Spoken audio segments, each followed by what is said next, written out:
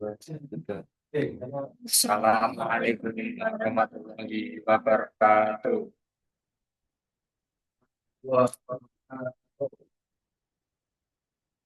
Pertama, marilah kita panjatkan puji syukur kehadirat Allah Subhanahu wa Ta'ala yang telah memberikan kenikmatan iman, Islam, ihsan, serta kesehatan, sehingga kita dapat berkumpul pada acara kali ini. Tak lupa salawat serta salam kita haturkan kepada junjungan kita Nabi Muhammad SAW yang telah membawa kita ke jalan yang terang benderang. Terima kasih kami ucapkan pada seluruh peserta yang ikut berpartisipasi aktif pada acara Himatif Learning Center pada pagi hari ini. Sebelum memulai acara, izinkan kami memperkenalkan diri. Saya Yola Echa Safira dan rekan saya Adnan Septian Wijanarko, selaku Master Master of of Ceremony Ceremony, dalam acara Himatif Learning Center Center, dengan mengusung tema belajar Belajar cermat, Cermat, kunci Kunci sukses Sukses UAS. UAS. Perkenankan kami selaku Master of Ceremony membacakan rangkaian acara kita pada hari ini. Yang pertama, pembukaan. Yang kedua, sambutan-sambutan.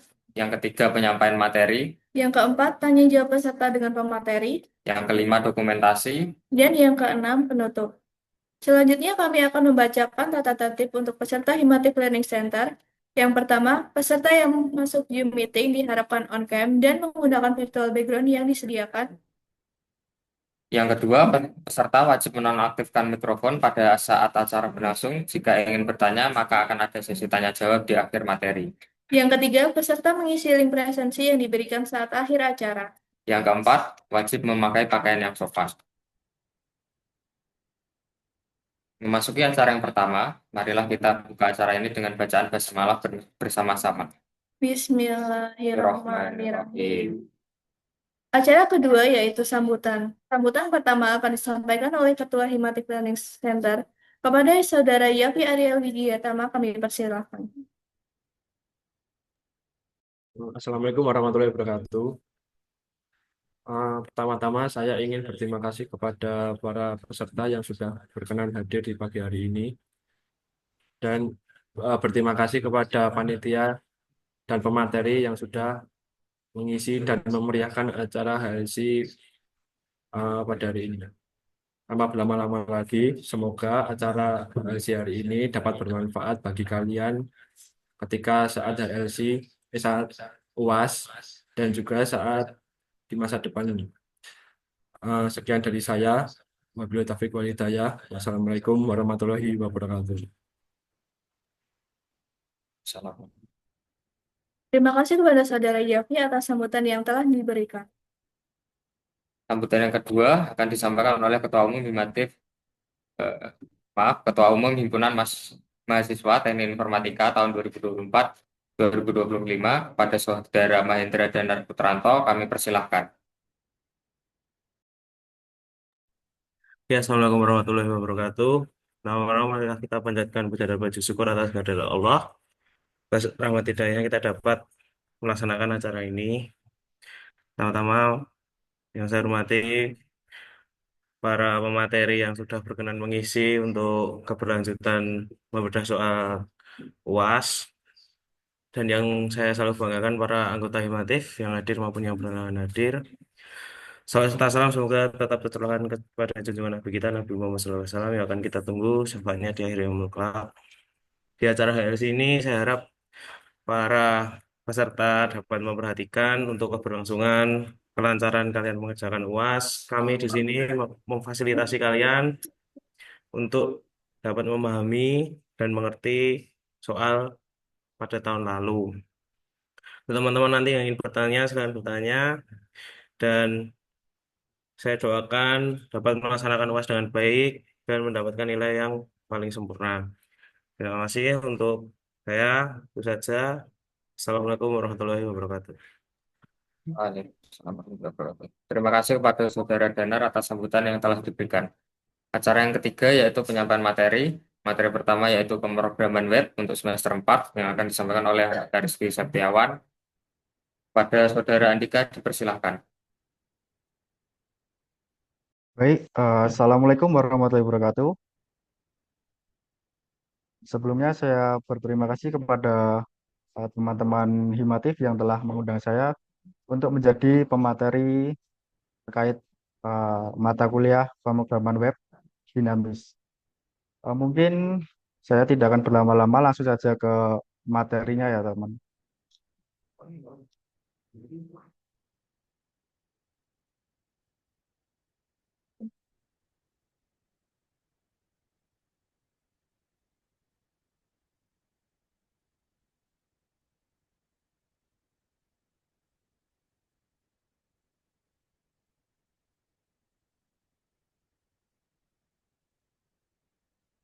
Baik, sebelumnya izin perkenalan dulu. Saya Andi Garis Setiawan, saya mahasiswa semester 4. Langsung saja. Di sini saya akan menyampaikan materi terkait UAS tahun lalu. Hanya saja untuk materi dari dosen Pak Widi dan Bu Maryam. Nah, sebelumnya saya mohon maaf terkait tidak adanya materi untuk kelas internasional. Nah, kemarin saya kurang fokus. Oke, langsung saja ya. Nah, untuk soal ini sudah ada, maaf, untuk soal-soal yang saya buat presentasi ini sudah saya rekap. Jadi, dari soal Bu Maryam sama maaf, Pak Widi, saya jadikan satu. Baik, langsung saja. Yang pertama ini terkait pengembangan website tanpa menggunakan framework, ya. Jadi, beberapa permasalahan ketika membuat sebuah website tanpa menggunakan framework. Yang pertama, pada waktu pengembangan lebih lama. Jadi yang pertama itu tidak efisien. Framework sudah menyediakan struktur dan komponen siap pakai. Jadi sehingga pengembang tidak perlu memulai dari nol. Nah, contoh komponen yang ada di framework itu seperti validation, ya seperti apa? Jika kalian tidak memasukkan email nanti muncul pesan error. Lalu ada routing. Routing ini untuk menentukan alamat website. Lalu authentication ini untuk login ya terkait session sama cookies. Lalu ini untuk ada modeling juga. Modeling ini untuk koneksi dari website ke sebuah database dan masih banyak lagi. Dan untuk framework ini nanti akan dipelajari di semester selanjutnya ya. Lalu yang kedua, permasalahan yang kedua yakni struktur pengelolaan proyek yang buruk. Nah, jadi tanpa adanya framework, kode, file, bahkan folder cenderung tidak terstruktur atau tidak sesuai tempatnya. Nah, mungkin teman-teman yang sebelumnya telah mengikuti acara atau pembelajaran terkait framework pasti sudah paham ya. Ketika pertama kali membuat framework sudah disediakan beberapa folder dan file yang uh, sudah apa ya uh, yang sudah disiapkan. Jadi kita tinggal membuat sebuah kode di dalam direktori tersebut. Lalu permasalahan yang ketiga, yakni kekurangnya keamanan bawaan. Jadi tanpa framework, pengembang harus mengenangani sendiri perlindungan terhadap serangan seperti SQL injection dan CSRF. Lalu yang keempat ada solid maintenance atau tidak cocok untuk jangka panjang. Nah ini yang paling sering dihadapi ya, sering jadi permasalahan ketika menggunakan PHP natif atau tanpa framework. Nah, ketika kita tidak menggunakan framework, ya ini tidak adanya dokumentasi yang memadai. Jadi, ketika kita berganti programmer atau mungkin ganti melanjutkan kode yang sebelumnya, maka itu akan susah dilakukan. Lalu, permasalahan yang terakhir adalah duplikasi kode. Nah, jika tanpa framework, tidak ada sistem template atau struktur standar, sehingga kode HTML, CSS, atau JS sering diulang-ulang. Gitu. Lanjut ke soal yang kedua. Ini ada faktor-faktor yang mempengaruhi performa web yang kita buat. Nah, ini yang pertama ada ukuran file. Jadi, semakin besar file yang kita upload di server hosting, maka akan memperlambat waktu pemuatan website. Lalu yang kedua ada jumlah request ke server. Nah, ini request di sini artinya membuka ya. Jadi membuka satu website di banyak perangkat secara bersamaan. Gitu. Lalu ada query database yang tidak efisien. Jadi gimana ya? Eh, biasanya menggunakan select bintang sih. Jadi itu tidak worth it sebenarnya. Jadi harus ditentukan kolom apa saja yang harus digunakan ketika menggunakan sebuah query. Lalu ada plugin. Plugin ini semacam tambahan ya, tambahan untuk membangun sebuah website agar lebih cepat. Cuman ada beberapa plugin itu yang membutuhkan resource sangat besar. Lalu ada pengelolaan cache. Ini sebenarnya berada di hosting ya, atau tidak berada di dalam web yang kita buat. Itu. Lalu ada kualitas hosting yang terakhir. Nah, ini kualitas hosting yang buruk dapat menyebabkan website lambat, terutama jika server tidak mampu menangani beban traffic. Lalu lanjut yang persoalan ketiga. Di sini ada 4 jenis pengujian performa yang dilakukan web yang kita buat. Nah, di sini ada 5 pengujian ya yang sering digunakan. Sebenarnya yang sering itu ada 4, cuman di sini saya tambahkan 1 poin lagi. Nah, yang pertama ini ada load testing, kita pengujian beban.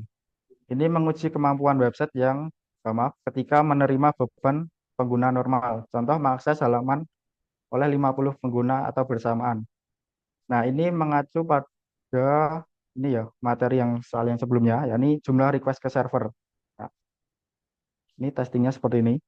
Lalu ada stress testing. Ini pengujian stres, menguji batas maksimum sistem. Tujuannya melihat bagaimana website bertahan saat traffic sangat tinggi. Lalu ada spike, ini pengujian lonjakan. Jadi pengujian ini dengan lonjakan pengguna secara tiba-tiba untuk mengamati respon sistem terhadap traffic yang mendadak. Jadi ini sama saja seperti load testing, hanya saja ini itu diberi jeda. Misalkan setiap 1 jam nanti 50 pengguna bersamaan akan menguji atau membuka website secara bersamaan. Nanti dikasih jeda lagi di setiap beberapa jam atau mungkin beberapa menit. Lalu yang keempat ada endurance testing atau pengujian daya tahan. Nah, ini menguji performa aplikasi dalam waktu yang lama, misalnya 8 jam non-stop, untuk melihat adanya memory leak atau penurunan performa. Nah, ini testingnya setahu saya itu satu laptop atau satu server ini digunakan untuk membuka halaman website yang sama itu di looping. Jadi setiap 5 detik nanti akan otomatis di refresh selama 8 jam. Setahu saya seperti itu. Lalu ada yang terakhir, respon time testing. Ini pengujian waktu respon. Ini mengukur waktu yang dibutuhkan website untuk merespon permintaan. Ini sama aja seperti ketika kalian membuka sebuah website, apakah cepat atau enggaknya halaman itu muncul atau apa ya, tampilannya sudah ready lah, pokoknya sudah enak dilihat. Tuh. Lalu selanjutnya soal yang keempat, yakni jenis-jenis ancaman keamanan pada web yang sudah dibuat. Nah, ini yang paling utama ini ada serangan DDoS, ini distributed denial of service. Serangan DDoS bertujuan untuk membuat website tidak dapat diakses dengan membanjirinya dengan lalu lintas internet yang berlebihan.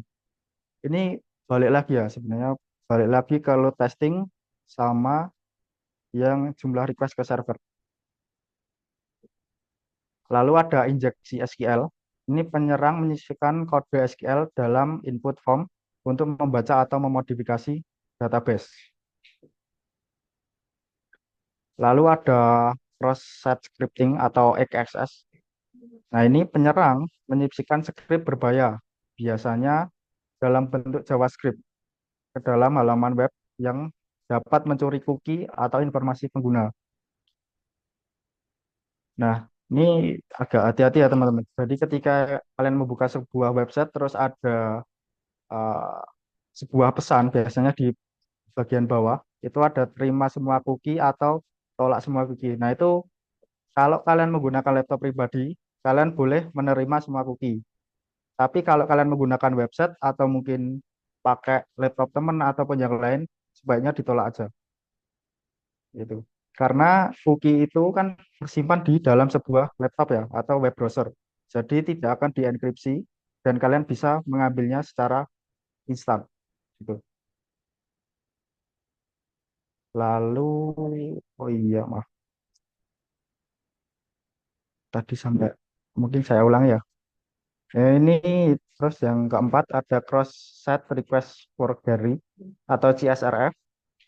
Nah, ini penyerang memanfaatkan status login pengguna untuk melakukan akses tertentu tanpa sepengetahuan mereka, seperti mengubah password atau transfer saldo. Nah, ini untuk CSRF ini tekniknya mudah-mudah susah. Jadi, misalkan kalian menemukan sebuah action, buat teman-teman yang udah mempelajari web, pasti udah paham ya. Ketika membuat form itu kan ada eh, apa ya namanya itu atribut ya, atribut, metode, sama action. Nah, jika kalian tahu sebuah action dari form website tersebut, itu nanti kalian bisa membuat sebuah website, mungkin di lokal ataupun di menggunakan server, di mana untuk action form tersebut yang dari kalian buat diarahkan ke action dari form tujuan. Nah, kurang lebih untuk CSRF itu seperti itu. Jadi kita bisa memasukkan data melalui web yang lain. Jadi selain dari website tersebut. Lalu ini yang mungkin terakhir ya untuk yang materi. Nah, ini ada perbedaan session sama cookies. Nah, ini ada yang pertama, ini session. Nah, session ini mekanisme penyimpanan data sementara di server. Tuh. Jadi data yang kita simpan di dalam session itu sebenarnya tidak disimpan di dalam web browser, tetapi disimpan di dalam sebuah server. Gitu. Nah, ini difungsikan untuk melacak aktivitas pengguna selama mereka mengakses website. Nah, session ini dalam kehidupan nyata biasanya digunakan pada status aktif pada suatu aplikasi. Nah, jika kalian menggunakan seperti WhatsApp, maaf, WhatsApp, terus ada platform yang lain, ya lupa saya namanya. Itu kan ada keterangan terakhir dilihat. Nah, itu kurang lebih teknisnya sama menggunakan session. Lalu yang kedua ada cookies. Nah, cookies ini file kecil, ya sebenarnya sama-sama buat menyimpan. Hanya saja ini disimpan di dalam browser atau di dalam klien. Ya. Jadi untuk perbedaannya di session sama cookies ini. Session ada di server, cookies ada di klien. Nah, untuk menyimpan informasi pengguna dalam jangka waktu tertentu, bahkan setelah browser ditutup. Nah, untuk cookies ini kan disimpannya di dalam klien. Otomatis kita membutuhkan sebuah waktu eh, untuk mengatur masa aktif ya, masa aktif dari data tersebut disimpan. Itu. Karena meskipun browser itu ditutup ataupun laptop kalian dimatikan, data pada cookies itu tetap akan disimpan. Itu. Nah, terus ini penggunaan utama ya yang dianjurkan dalam menggunakan session. Untuk yang pertama itu menyimpan informasi atau data yang sangat sensitif. Lalu yang kedua, menyimpan informasi sementara seperti informasi login. Lalu keempat, membatasi akses halaman. Nah, ini pasti sudah sering diterapkan ya pada pemrograman sebelumnya, pada proyek sebelumnya. Lalu yang terakhir, ini menyimpan data yang lebih besar. Nah, ini setahu saya untuk cookies itu hanya dapat menyimpan data sebanyak 4 KB atau kurang lebih jika dalam data ya, data dalam berbentuk varchar itu kurang lebih 40.000 karakter atau berapa, saya lupa.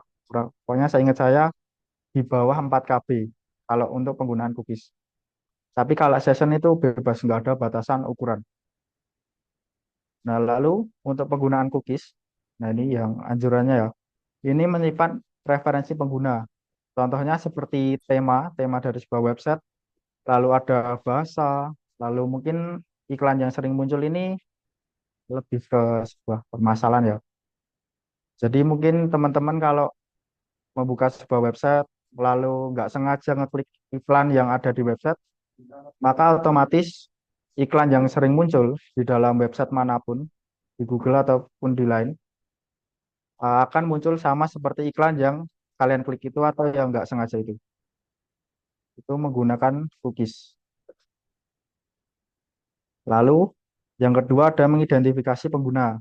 Jadi yang ini ya, ini balik lagi ke tadi informasi login. Ini tidak perlu login lagi setelah menutup browser atau mematikan. Nah, ini seperti login yang digunakan pada Google ataupun Facebook, Instagram, dan lain sebagainya. Lalu keempat ada menghitung jumlah kunjungan website. Nah, karena ini menyimpan di lokal, otomatis, maaf, di lokal atau di klien, otomatis data yang tersimpan itu bisa digunakan dalam jangka panjang, nggak seperti session. Gitu. Lalu yang terakhir, ini digunakan sebagai riwayat pencarian. Nah, itu seperti histori pencarian pada di Google ataupun di Bing ataupun di uh, search engine yang lain. Gitu. Lalu ini masuk ke kode ya. Di sini akan saya berikan beberapa contoh kode seperti untuk session dan cookies. Lalu ini penjelasan kode login ya. Ini ke materi sama.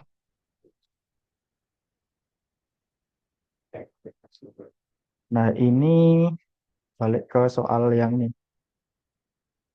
Soal tipe B yang nomor 3. Aduh,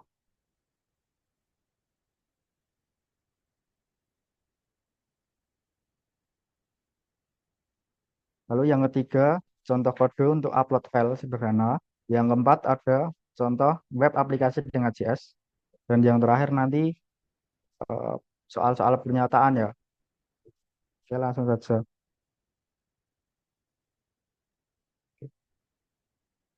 Apakah sudah cukup terlihat?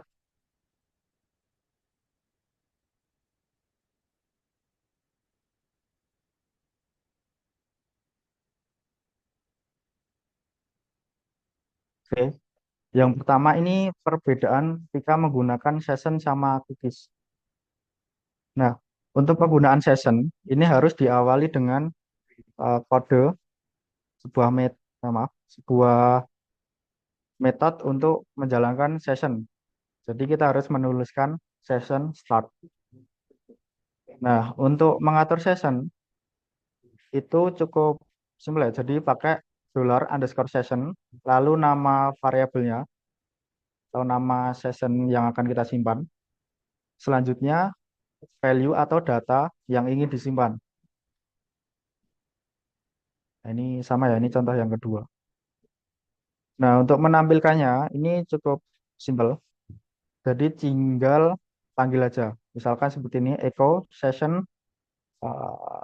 ini $_session username. Lalu yang sama juga, maaf, yang kedua juga sama. Jadi tinggal panggil aja pakai role. Nah, untuk menghapus session ini ada 3 cara. Untuk yang pertama, ini menghapus variabel tertentu. Nah, misalkan saya di sini kan ada 2 session ya.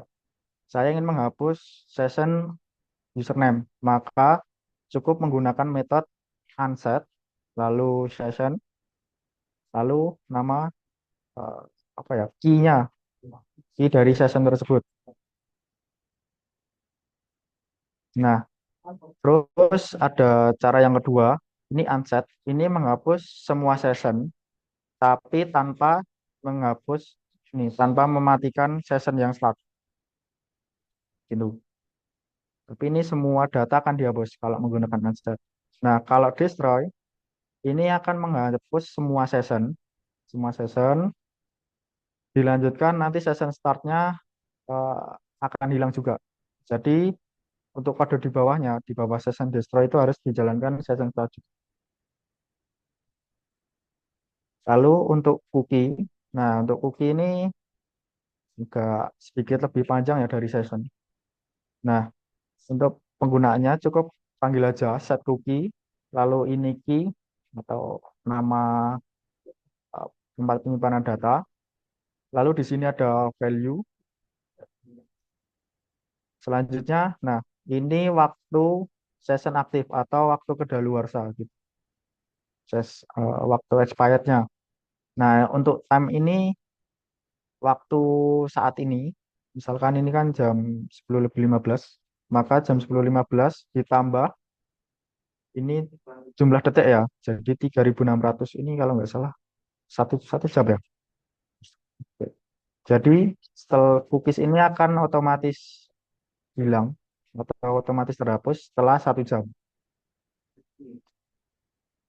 Untuk memanggilnya sama ya dengan session. Jadi cukup $_cookie lalu key dari cookie tersebut. Nah, ini sama. Di sini pakai pengecekan ya, pakai iset. Nah, untuk menghapus cookie ini hanya maaf, hanya ada satu cara, yakni pertama panggil dulu. Ini sama ya, mengatur cookie juga. Jadi set cookie, lalu masukkan key yang akan dihapus, key dari cookie yang mau dihapus. Selanjutnya ini dihapus datanya atau di set null. Ini string kosong juga boleh, string kosong boleh, lalu null juga boleh. Lalu ini waktu saat ini dikurangi dengan jam pada masa aktif. Oh ya, maaf ketinggalan. Nah, untuk di sini tuh ini kan ada satu sama slash ya. Nah, ini untuk akses cookie. Jadi kita bisa membatasi untuk folder atau file apa saja yang bisa mengakses cookie ini. Gitu. Nah, ini sama ya. Jadi urutannya yang pertama itu key dari cookie, lalu value, ini waktu expired, sama terakhir uh, ses, lokasi yang bisa diakses oleh cookies. Selanjutnya ini review login ya dari soal yang tipe B tadi. Ini untuk menjelaskan tiap apa tadi, tiap baris. Nah, ini sama ya. Untuk session start, ini untuk memulai session. Lalu yang kedua ini ada koneksi untuk mengkoneksikan database. Hostnya dari localhost, username-nya root, passwordnya kosong, dan database informatika. Nah, selanjutnya di sini pengecekan apakah ada pengiriman data menggunakan metode POST dengan name login menggunakan sebuah iset. Jika terdapat sebuah metode POST lalu mengirimkan name login, maka ambil apa tadi? Input nama username dengan password dan disimpan ke dalam variabel. Selanjutnya cek cek username dan password apakah sesuai dengan ada di tabel pada database. Jadi ini menjalankan query ya. Query select bintang from user di mana username ini ya sesuai yang dipanggil tadi dan password ini logiknya karena login menggunakan n ya teman-teman. Lalu password ini kolom password sesuai dengan password yang diambil tadi. Nah, selanjutnya cek menggunakan numRows. Nah, numRows ini digunakan untuk mengambil jumlah baris ketika query di atas ini, select ini dijalankan. Nah, biasanya kalau password salah itu hasilnya itu 0, angka 0 ya, angka 0. Lalu kalau benar itu angka 1 atau mungkin lebih jika ada duplikasi data. Nah, karena ini sesuai soal sama dengan 1, maka otomatis dicek ya. Jika ada satu data yang cocok, maka lanjutkan ke kode selanjutnya. Nah, selanjutnya kita mengatur session login bernilai true. Jadi kita simpan data sementara. Data login ini bernilai true agar bisa terdeteksi oleh beberapa halaman yang telah kita buat. Nah, untuk yang ini gunakan pengecekan juga, di mana jika remember me, atau biasanya ingat saya, itu di checklist, maka selain kita simpan data login ini ke dalam JSON, kita simpan juga login ini ke dalam cookie dengan waktu 1 jam. Untuk value-nya sama, ini true dan atas ini true. Lalu untuk key-nya juga sama, login, pakai login juga. Nah, selanjutnya tinggal diarahkan ke halaman indeks. Jadi setelah berhasil login, maka arahkan ke halaman utama. Untuk exit, ini untuk apa ya, menghentikan eksekusi script. Nah, ini gimana ya? Kadang kan di bawah kode sini, di bawah PHP ini ada beberapa kode. Nah, kalau kita memberikan sebuah exit, maka kode di bawahnya ini tidak akan dijalankan. Jadi hanya sebatas sampai exit saja. Lanjut, ini untuk upload file. Nah, ini untuk upload file, ini kodenya kurang lebih seperti ini. Ini untuk versi sederhananya ya. Yang pertama ini pengecekan. Ini apakah ada server dengan request method post. Jadi ini kan satu halaman. Jadi tidak dipisah seperti halaman login tadi. Kalau halaman login ini kan dipisah antara halaman login dengan eh, apa tadi? Pengecekan login yang ini. Di sini saya buat satu halaman saja. Di sini formnya, form inputnya, lalu di sini pengecekan. Nah, ini pengecekannya tadi ya. Balik lagi. Jika ada request method tipenya post, nah maka pertama kali yang harus kita lakukan adalah menentukan lokasi file yang akan disimpan. Tuh. Nah, yang pertama ini harus ada dir ya. Jadi ini directory. Jadi lokasi saat ini. Jika kalian tidak menggunakan dir, ini biasanya gimana ya? Akan terjadi sebuah error atau lokasi itu tidak ditemukan. Itu karena akan mengulang dari awal. Misalkan yang awalnya buat teman-teman yang pakai exam itu kan persimpangan di htdoc ya. Nah, kalau nggak pakai dir, nanti akan dimulai dari si.2 gitu ya. Si.2 dan terusnya. Tapi kalau dir, ini akan dimulai dari apa folder atau project yang kalian buat. Dan ini nama foldernya upload. Jangan lupa ya kasih separator sama kasih penambahan ya. Pokoknya digabungkan lah antara dir ini dengan lokasi folder uploadnya. Nah, selanjutnya kita ambil nama dari file yang telah kita upload. Ini menggunakan $var ya. Jadi kita tidak menggunakan $post lagi. Lalu untuk file upload, ini menggunakan, ini merupakan sebuah name, menggunakan sebuah name dari form input.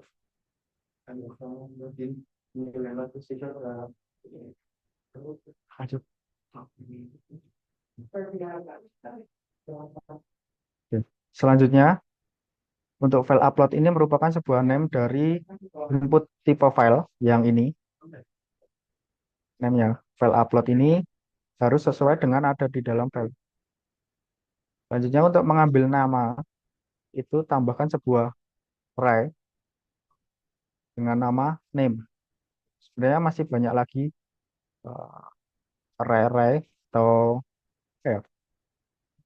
sebuah data yang bisa diambil seperti ukuran ataupun jenis file. Nah, selanjutnya kita gabungkan antara direktori yang upload, ya direktori tujuan penyimpanan file yang diupload dengan nama file yang telah diambil sebelumnya.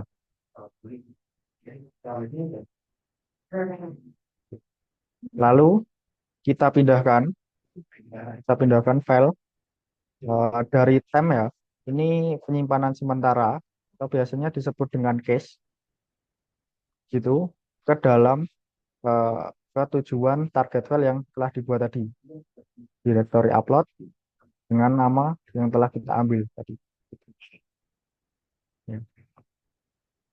Lalu dicek juga jika berhasil diupload, maka tampilkan pesan seperti ini, P atau paragraf, lalu file berhasil diupload dengan nama yang telah diambil. Filenya. Ini untuk menampilkan gambar ya pakai tag IMG. Ini untuk informasi yang lain. Nah, ini sebuah kondisi jika gagal melakukan upload file. Nah, selanjutnya pada form ini harus diperhatikan juga.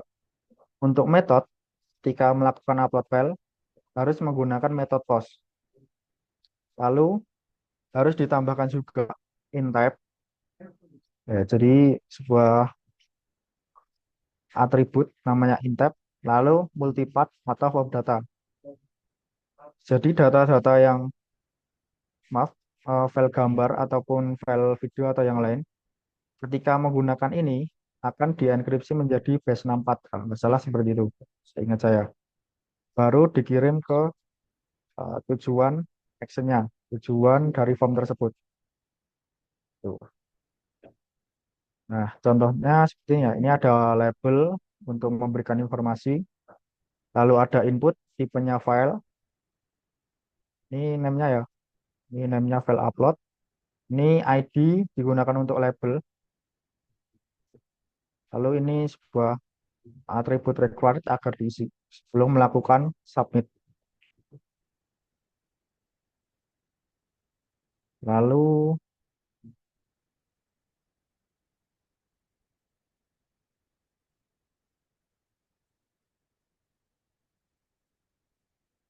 ini kode yang terakhir ya. Ini contoh menggunakan JS. Nah, untuk JS, ini jujur saya sebelumnya belum terlalu mendalam terkait JavaScript. Jadi saya akan spill sedikit saja. Ini sesuai materi yang saya terima ya ketika melakukan perkuliahan. Nah, untuk JavaScript ini untuk mengatur tampilan agar lebih apa ya, interaktif. Jadi kita tidak perlu mengubah eh, melakukan refresh halaman ataupun berpindah halaman agar tampilannya bisa berubah gitu. Jadi otomatis pada halaman terload tersebut ketika dilakukan sebuah action akan mengikuti apa ya, kode yang telah dibuat. Contohnya seperti ini.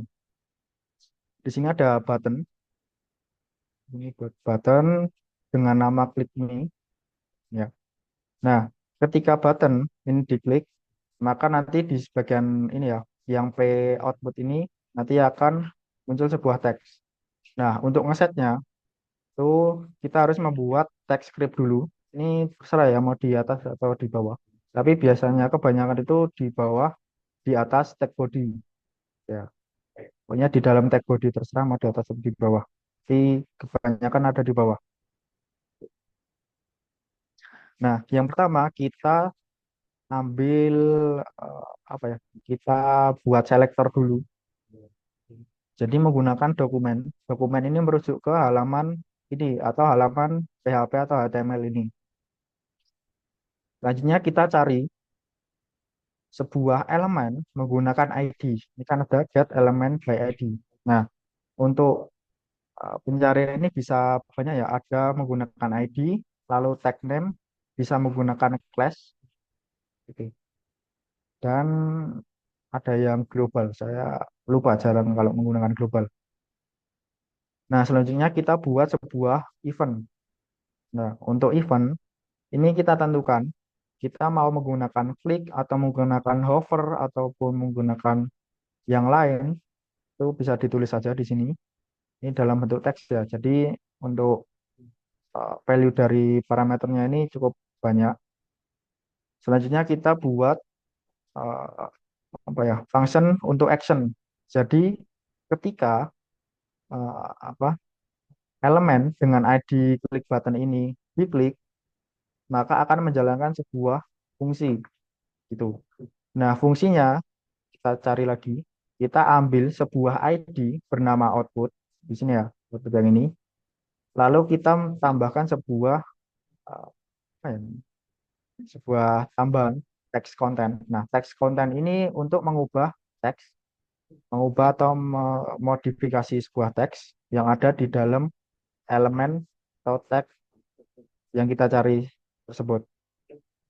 Nah, jadi sama ketika mana tadi klik button itu diklik, maka akan menjalankan sebuah fungsi di mana sebuah paragraf dengan ID output akan diisi dengan teks tombol telah diklik gitu. Nah, untuk yang kedua ini mengubah tema ya. Ini sering banget digunakan. Jadi ini menggunakan toggle.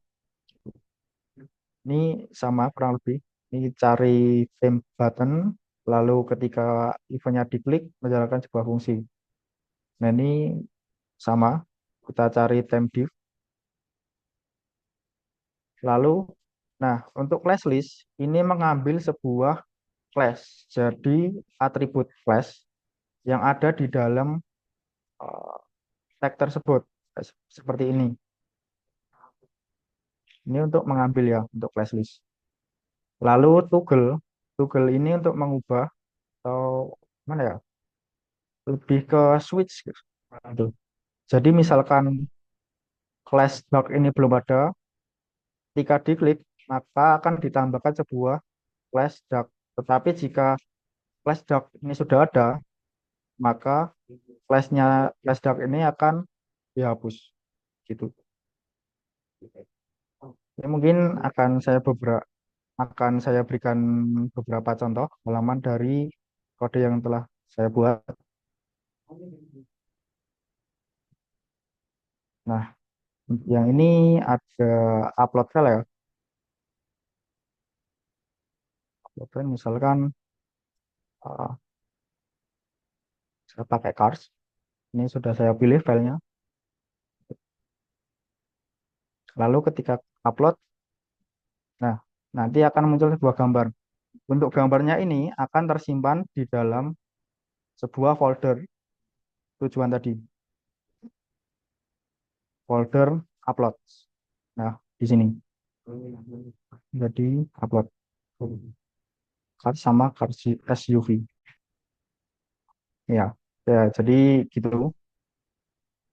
Lalu mungkin yang kedua terkait yang JS ini. Nah, ini agak diinspeksi saja bisa. Oh, bisa.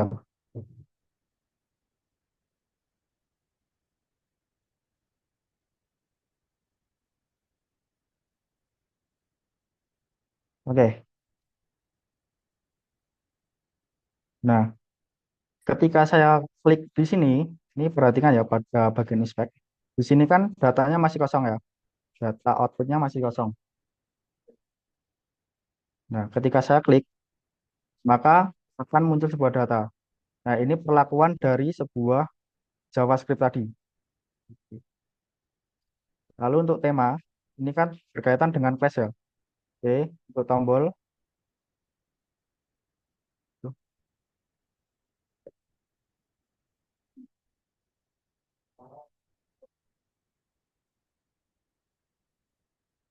Nah, untuk ganti tema, ini kan perhatikan pada tombol. Di sini terdapat sebuah class.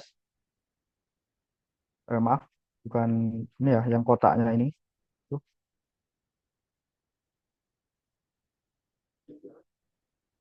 Oke. Nah, untuk kotaknya ini sebelumnya kan hanya berisi kelas persegi. Lalu di bagian tombol ini tadi kan kita sudah berikan sebuah function untuk menggunakan class list atau menggunakan toggle ya. Jadi untuk switch lah antara class itu. Nah, jadi ketika itu tombol tempatnya diklik, maka nanti di bagian class ini akan menambah sebuah class baru. Ya, kita coba ganti tema. Nah, di sini nanti akan muncul sebuah kelas baru bernama doc. Tapi kalau kita pencet lagi, nanti doc itu akan hilang. tinggal persegi lagi gitu.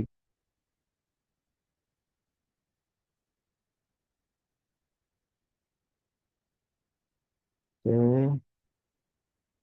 itu aja untuk previewnya. Lalu yang terakhir ya, ini ada pernyataan salah atau benar.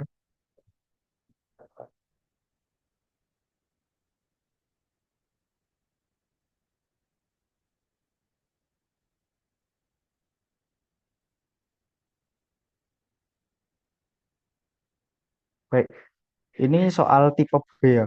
Tipe B dari kelas B juga. Yang nomor 4. Ini pernyataan benar atau salah. Baik. Nah, untuk form login yang pertama ya. Form login pada PHP menggunakan metode metode get untuk mengirimkan username atau password. Nah, ini salah ya. Karena ketika kita mengirimkan sebuah data itu dalam tanda kutip itu privacy atau gimana ya, untuk keamanan, maka kita harus menggunakan tipe POST itu karena tidak akan dikirimkan melalui URL. Berarti yang ini salah ya. Terus yang kedua, Ajax ini berkaitan dengan jQuery. Ini tidak bisa mengirim permintaan ke server secara langsung tanpa JavaScript. Nah, ini salah karena apa Ajax atau jQuery ini membutuhkan sebuah JavaScript untuk menjalankan aksinya. Jadi yang B ini menurut saya salah ya. Nanti teman-teman bisa koreksi sendiri. Terus yang C, untuk membuat cookie di PHP dapat menggunakan fungsi make cookie, lalu name, value, beserta waktunya. Nah ini balik lagi ke materi yang sebelumnya. Untuk membuat cookie itu menggunakan set cookie. Tuh. Tapi untuk parameternya ini sudah benar ya. Jadi ini masuk ke kategori salah.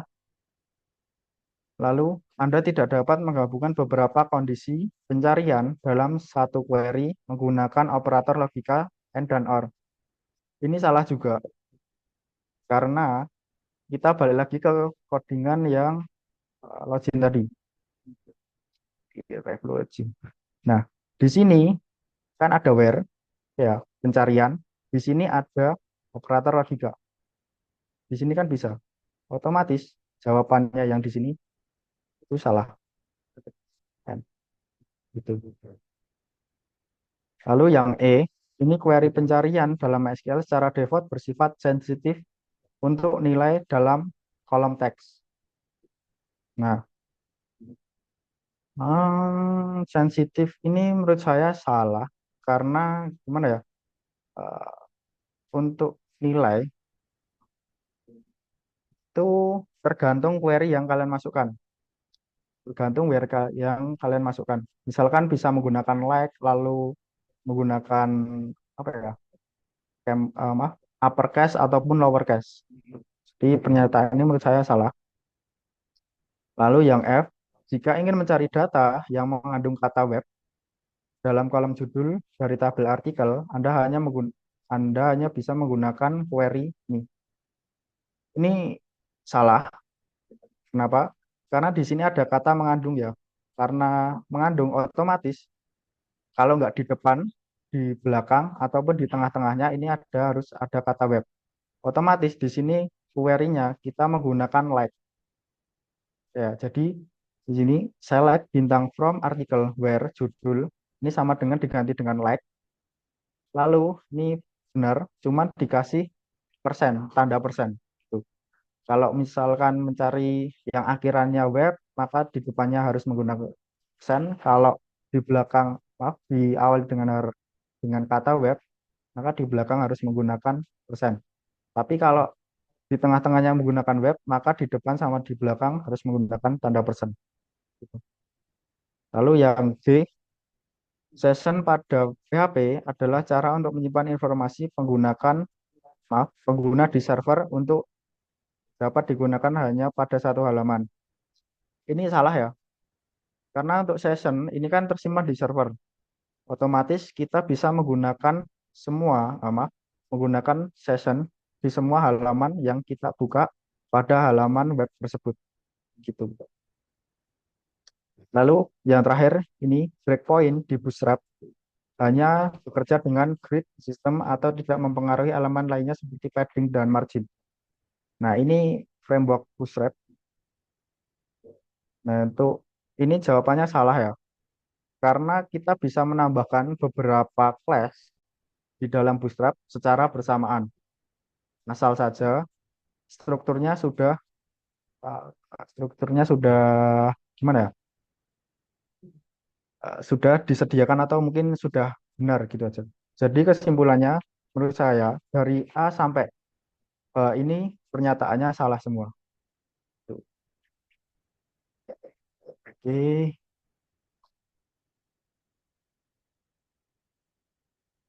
mungkin itu saja yang dapat saya sampaikan. Buat teman-teman yang ada pertanyaan ataupun ada revisi mungkin bisa disampaikan ya. Saya balik ke apa host.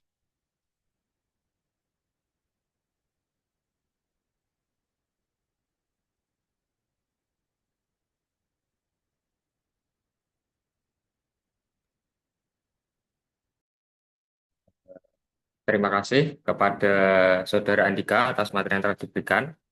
Acara selanjutnya yaitu sesi tanya jawab. Dipersilakan untuk peserta yang ingin bertanya bisa mengaktifkan fitur Raise Hand terlebih dahulu atau bisa melalui kolom chat. Silakan peserta yang ingin bertanya.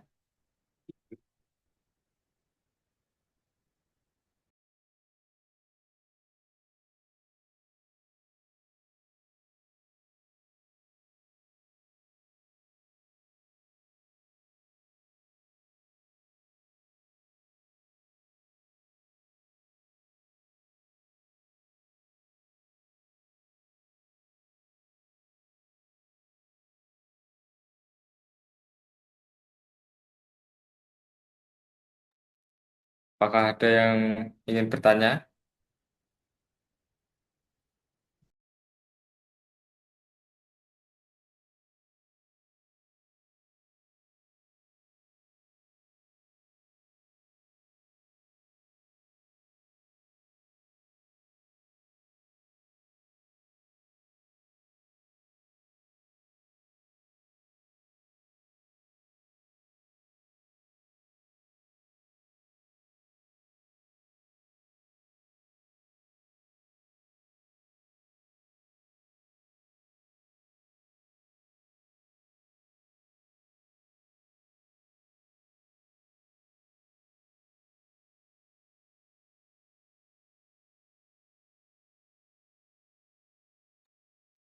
Silakan untuk peserta bernama Yapi untuk bertanya.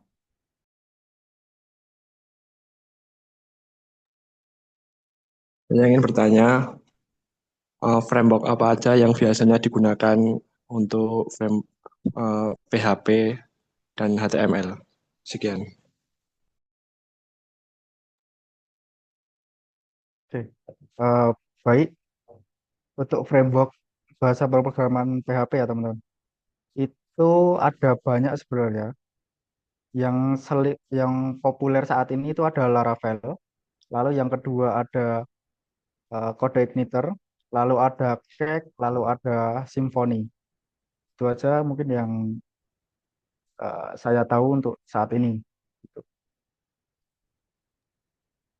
Mungkin ada pertanyaan yang lain?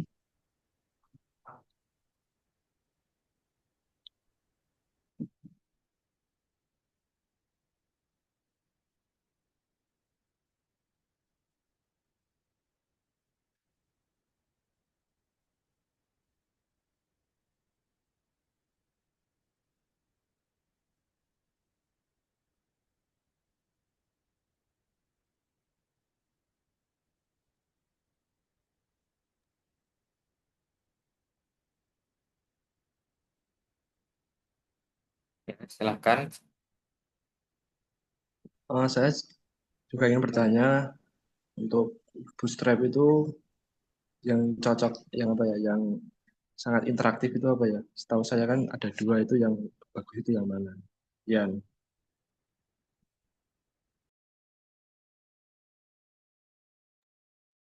Baik, untuk Bootstrap ya. Tahu mungkin yang dimaksud itu framework CSS. Kalau iya mungkin akan saya bantu. Nah, untuk framework CSS, untuk saat ini yang populer ada dua ya. Jadi ada Bootstrap sama Tailwind. Itu. Nah, ini ada kebutuhan, maksudnya gimana ya? Ada tergantung kebutuhan pokoknya. Jika mau cepat, itu bisa menggunakan Bootstrap. Karena di sana, di Bootstrap itu sudah disediakan beberapa template. Jadi tinggal kita copy paste atau mungkin tinggal modifikasi sedikit gitu. Selanjutnya untuk Tailwind, ini mungkin karena sudah muak ya, ya itu bahasanya sudah muak dengan Bootstrap yang tampilannya itu sama saja. Nah, karena untuk Tailwind ini banyak banget opsinya dan bisa dikustomisasi sesuai dengan uh, preferensi masing-masing gitu. Tetapi untuk kekurangannya, untuk Tailwind ini di ya, lebih sulit dan lebih banyak kodenya gitu. Jadi kalian harus mempelajari apa ya namanya CSS microprocessor kalau nggak salah itu sebelum menggunakan Tailwind gitu. Hmm, ada yang lain? Izin, ini ada pertanyaan di kolom chat, jadi akan saya bacakan. Mas, itu kan ada session dan cookies. Bedanya itu apa, Mas? Dan bagaimana cara membangun website dengan cookies, Mas?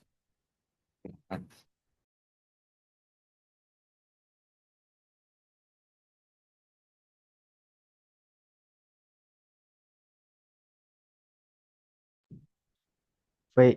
Eh, untuk perbedaannya sudah saya jelaskan pada materi tadi ya yang di presentasi apa di halaman PowerPoint tadi yang awal. Nah, untuk membangunnya gimana ya? Sebenarnya sama, cuma tergantung kebutuhan lah. Anggap aja misalkan untuk session sama cookies itu yang paling utama biasanya digunakan untuk login. Tuh, ya gimana ya? Pokoknya agak susah sebenarnya.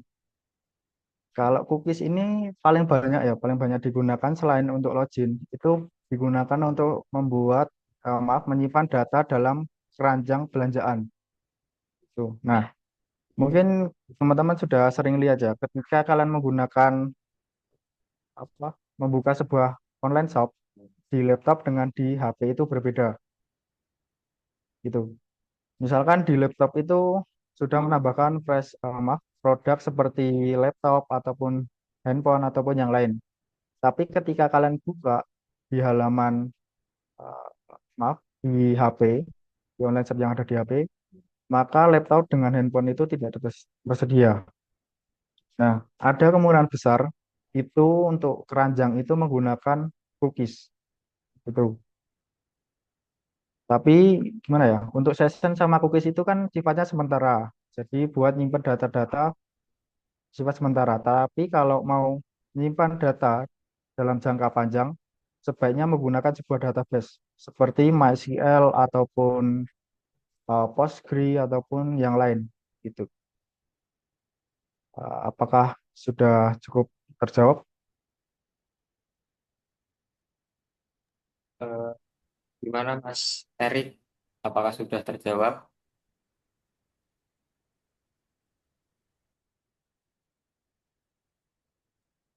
Oh, ini ada lagi, Mas. Dari Mas Erik dulu ya. Bisa kasih contoh kodenya, Mas. Kalau web itu menggunakan cookies. Contoh ya.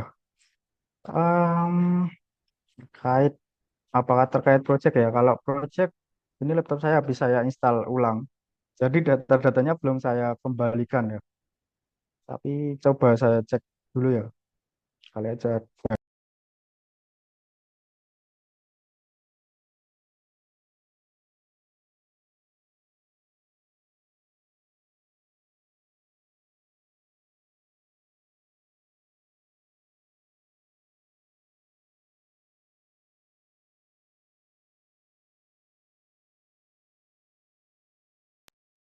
Baik, mohon maaf Mas, di sini saya tidak memiliki project ataupun contoh kode yang menggunakan session sama cookies secara bersamaan. Mungkin jika berkenan bisa cek di GitHub saya, mungkin ada beberapa project di sana, tapi itu tugas akhir ya di SMK saya. Itu setahu saya ada beberapa project yang menggunakan session sama cookies secara bersamaan gitu. Mohon maaf, mohon maaf sekali ya Mas ya, nggak bisa nampilin.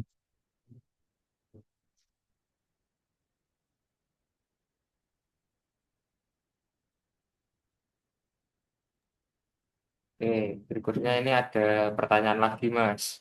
Dari Mas Adi. Tanya, Mas, bagaimana framework membantu dalam pengembangan skala besar sama tantangan keamanan jika tidak pakai framework? Terima kasih, Mas.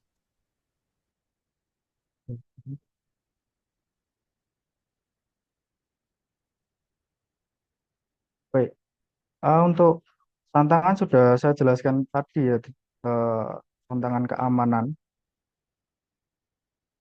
di dalam slide PowerPoint tadi. Nah, untuk framework ini membantu dalam pengembangan skala besar. Ini saya contohkan ya.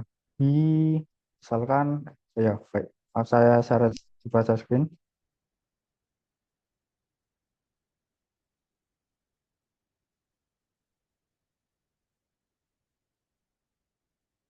Nah, sebagai contoh ya, di sini saya akan mengecek menggunakan framework dari Laravel.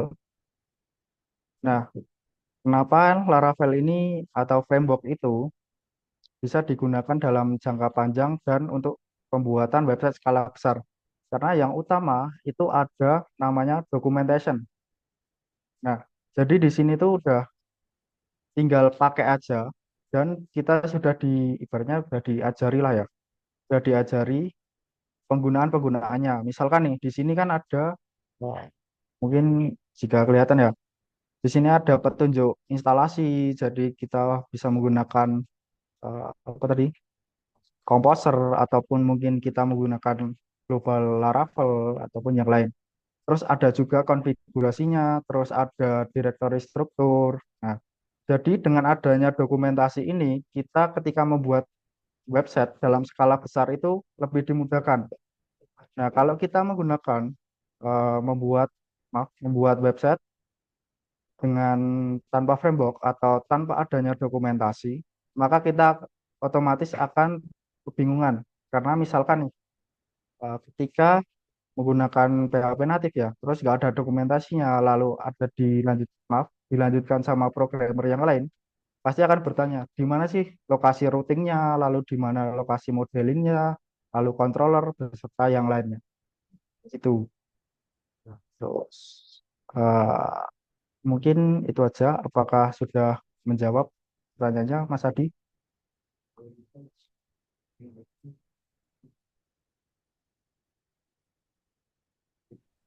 Baik. Oke, ada pertanyaan lagi atau sudah cukup?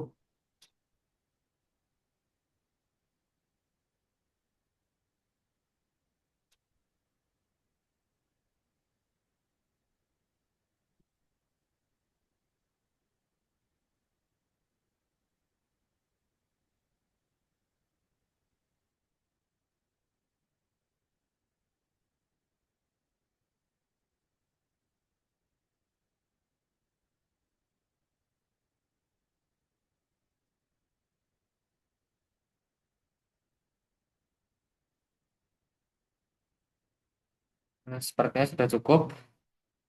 Jadi sebelum acara ini diakhiri, serta dimohon untuk on kamera untuk melakukan sesi dokumentasi, serta mohon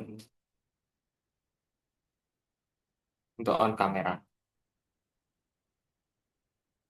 Iya, di kolom chat juga ada presensi, jadi nanti setelah dokumentasi silahkan untuk presensi.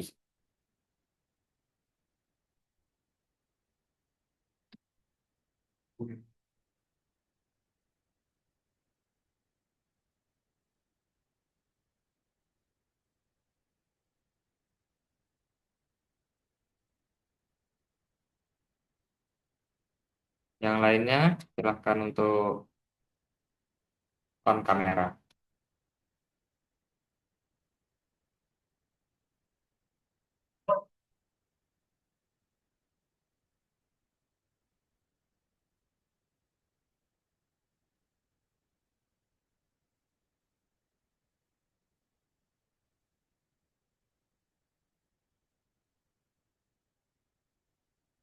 Kita mulai ya.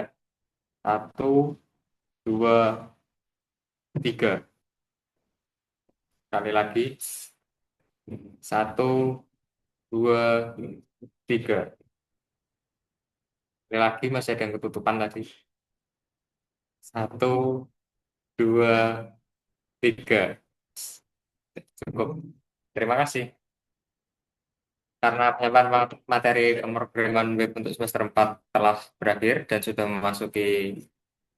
sudah hampir memasuki sholat zuhur, maka kami ucapkan terima kasih kepada peserta Himatic Learning Center yang telah berpartisipasi dalam acara ini dari awal sampai akhir. Semoga ilmu yang didapat bisa bermanfaat bagi kita semua. Jangan lupa untuk teman-teman semester 2, silahkan join lagi ke Zoom meeting ini pada pukul 12:20 untuk mengikuti pemaparan materi semester 2. Sekian. Terima kasih.